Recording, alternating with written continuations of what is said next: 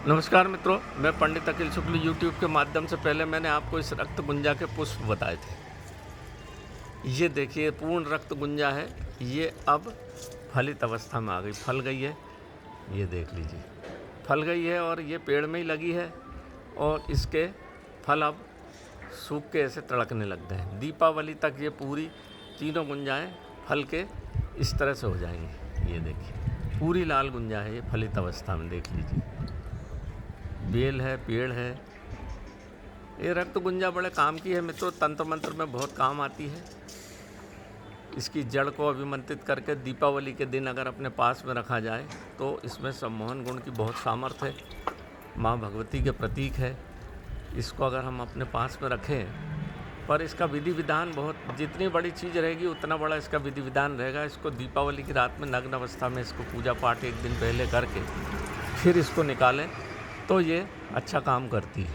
नहीं तो फिर ये कोई भी चीज़ अगर आपने तांत्रिक चीज़ें हैं उसका विधि विधान से अगर आपने उपयोग नहीं किया तो फिर वो मट्टी के जैसी हो जाती, कोई काम की नहीं।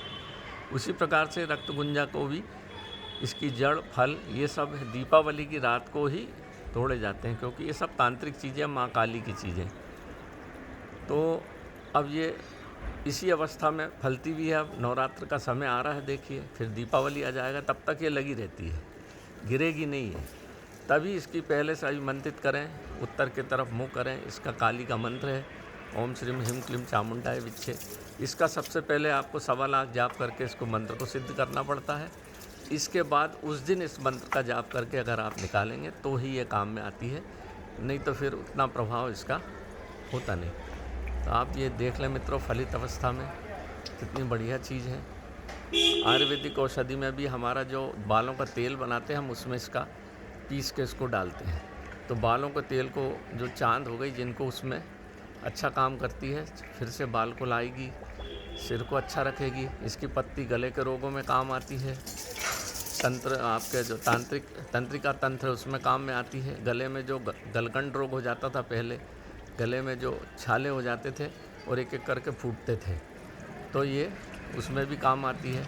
हम जो बनाते हैं एक गले का, जो आजकल बहुत चला है, क्या बोलते हैं उसको, थायराइड रोग में भी इसकी पत्ती और जड़ का प्रयोग करते हैं, जो थायराइड की औषधि बनाते हैं। क्योंकि गले के समस्त रोग में रक्त गुंजा, सफ़ेद गुंजा और काली गुंजा तीनों अच्छा काम करती हैं, पर इनकी तीव्रता है, उन अनुसार का शोधन करके इसकी पत्ती का ही प्रयोग करते हैं, जड़ का प्रयोग हम उसमें नहीं करते। तो नमस्कार मित्रों, मैं पंडित अखिल शुक्ल, जय महाकाल आयुर्वेद। आपको फलित अवस्था में अभी लाल दिखाता हूँ, फिर सफ़ेद को, फिर काली दिखाऊंगा।